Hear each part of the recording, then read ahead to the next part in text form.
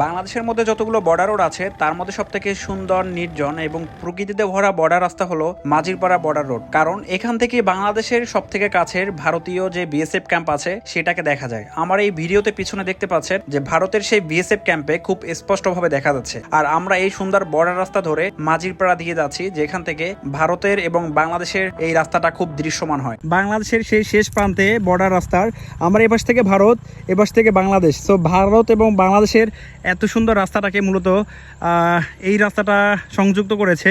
বর্তমানে তুলনামূলক এই রাস্তায় একটু ট্যুরিস্ট বা বাইকার খুবই কমে আসেন, যার কারণে বলাই যায় এই রাস্তাটা খুবই নির্জন এবং এখানকার সৌন্দর্যটা আরো বেশি বৃদ্ধি পেয়েছে। এই রাস্তায় আসার জন্য প্রথমেই আপনাকে পাড়ি দিতে হবে খাগড়াছড়ি থেকে দিঘিনালা হয়ে বাঘাইরহাট এবং মারিশা হয়ে আপনাকে এই মাঝিরপাড়া আসতে হবে। মাঝিরপাড়া থেকে বর্ডার রোড ধরে 24 কিলো আসার পরে সেই মাঝিরপাড়া প্রকল্প ক্যাম্প, যেখান থেকে আরো 7 কিলোমিটার সামনে রাস্তার শেষ মাথা। এখান থেকে আপনি আর সামনে যেতে পারবেন না, অর্থাৎ রাস্তা এখানেই শেষ। আমরা এখন বর্তমানে এসেছি সেই বাংলাদেশের সীমান্ত সড়ক মাঝিরপাড়া রাস্তার শেষ প্রান্তে। আমাদের সাথে দেখতে পাচ্ছেন আমরা 3টা গাড়ি এসেছি আমাদের ভাই ব্রাদার নিয়ে, যারা কিন্তু একবারে সর্বশেষ যে রাস্তাটা আছে সেই পর্যন্ত এসেছি।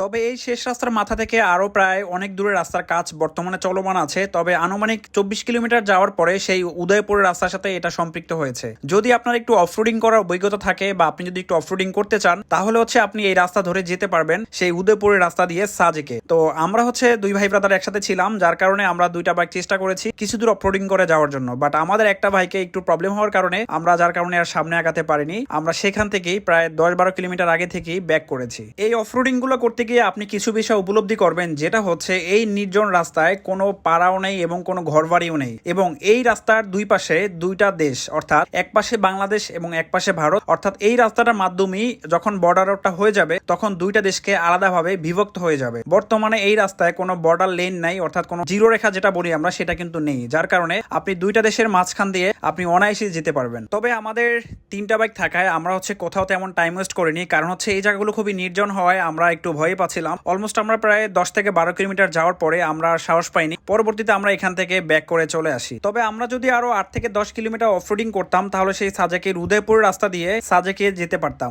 ভবিষ্যতে যখন এই রাস্তাটা কমপ্লিট হয়ে যাবে, যারা পর্যটক আসবেন সাজেক থেকে সরাসরি উদয়পুর দিয়ে মাঝিরপাড়া বর্ডার রোড হয়ে আপনি বাকলাইপাড়া দিয়ে ডিরেক্টলি টেকনাফে যেতে পারবেন।